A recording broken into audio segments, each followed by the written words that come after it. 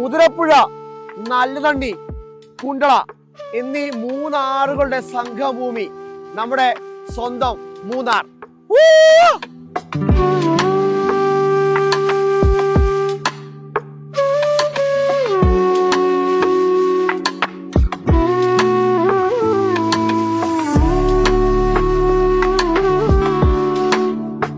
മനസ്സിലെന്നും പച്ച പിടിച്ചു നിൽക്കുന്ന ഒരു പ്രദേശം മൂന്നാർ. ചെന്നെത്തുന്നവരെ ഒരിക്കൽ കൂടി കുന്നുകയറാൻ പ്രേരിപ്പിക്കുന്ന സ്വപ്നഭൂമി. കേരളത്തിൽ വേനൽ കടുക്കുമ്പോഴേക്കും തണുപ്പൊളിപ്പിച്ച് മാടി വിളിക്കുന്നുണ്ട് മൂന്നാർ. മറ്റ് ജില്ലകളിൽ എത്ര ചൂട് കടുത്താലും അതൊന്നും മൂന്നാറുകാരെ ബാധിക്കാറേയില്ല. അതിനാൽ തന്നെ പൊള്ളുന്ന ചൂടിൽ നിന്ന് മോചനം തേടി നിരവധി ആളുകളാണ് മൂന്നാറിലേക്ക് ഒഴുകിയെത്തുന്നത്.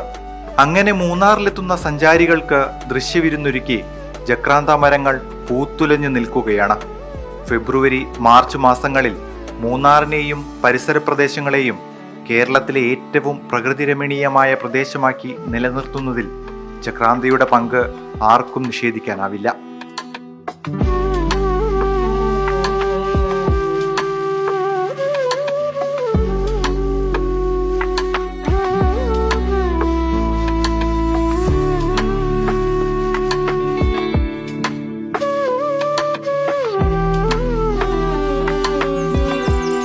വർഷത്തിൽ 365 ദിവസവും മൂന്നാറിന് ഓരോ കാഴ്ച അനുഭവങ്ങളാണ്. ഈ മാർച്ചും ഏപ്രിലും നല്ല വാഗ പുതുസമയമാണ്, നല്ല നീലവാഗ. അതായത് ചില ആൾക്കാർ ജക്രാന്ത എന്ന് വിളിക്കുന്നു, ചില ആൾക്കാർ പരീക്ഷാ മരങ്ങൾ വിളിക്കുന്നു. അത് പരീക്ഷാകാലമുള്ള മാർച്ച് മാസം, അതായത് നമ്മുടെ ഈ ജക്രാന്ത. പിന്നെ അതുപോലെ തന്നെ വേറൊരു പേര് വയലറ്റ് പാനിക്, അങ്ങനെ പേരുണ്ട്, അങ്ങനെ കുറേ പേരുണ്ട്.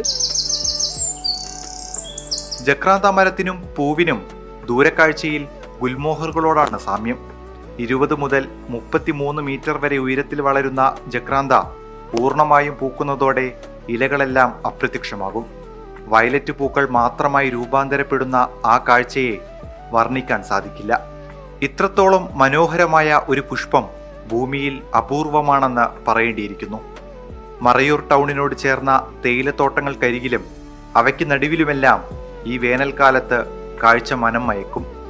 മൂന്നാറിന്റെ പ്രവേശന കവാടമായ ചിത്തിരപുരം 2-ാം മൈൽ മുതൽ അങ്ങ് മറയൂർ വരെയുള്ള ഭാഗത്താണ് ഈ മരങ്ങൾ പൂത്തു നിൽക്കുന്നത്. ഇത് വല്ലാത്തൊരു കാഴ്ചയാട്ടോ. മിമിസിഫോളിയ എന്ന ശാസ്ത്രനാമമുള്ള ഈ Poomaram സ്പാത്തോഡിയ കുടുംബാംഗമാണ്. Mexico, മധ്യതെക്കൻ America, Cuba, Jamaica തുടങ്ങിയ പ്രദേശങ്ങളാണ് ഈ ഇലപൊഴിക്കും വൃക്ഷത്തിന്റെ ജന്മദേശമായി അറിയപ്പെടുന്നത്. 49 ജനുസിൽപ്പെട്ട വൃക്ഷങ്ങൾ ഇവയിലുണ്ട്. ഏഷ്യയിൽ ഈ മരം ഏറ്റവും കൂടുതലായി വെച്ചുപിടിപ്പിക്കപ്പെട്ടത് നേപ്പാളിലാണ്. സൗത്ത് ആഫ്രിക്കൻ നഗരമായ പ്രിട്ടോണിയ അറിയപ്പെടുന്നത് ജക്രാന്തയുടെ നഗരമെന്ന അപരനാമത്തിലാണ്. കണ്ണൻ ദേവൻ മലനിരകളിൽ മലമ്പനിയും കോളറയും സംഹാരതാണ്ഡവമാടിയ കാലത്താണ് ബ്രിട്ടീഷ് തോട്ടമുടമകൾ ഈ മരം വെച്ചുപിടിപ്പിക്കുന്നത്. രോഗകാരികളായ കൊതുകുകളെ തുരത്താനായിരുന്നു ഇത്. പണ്ടുകാലത്ത് ഔഷധക്കൂട്ടുകളിൽ ജക്രാന്ത പൂക്കൾ ഉപയോഗിച്ചിരുന്നതായും പഴമക്കാർ പറയുന്നു. കേരളത്തിൽ ഏറ്റവും കൂടുതൽ ജക്രാന്തകളുള്ളത് മൂന്നാർ, മറയൂർ, ദേവികുളം എന്നിവിടങ്ങളിലാണ്.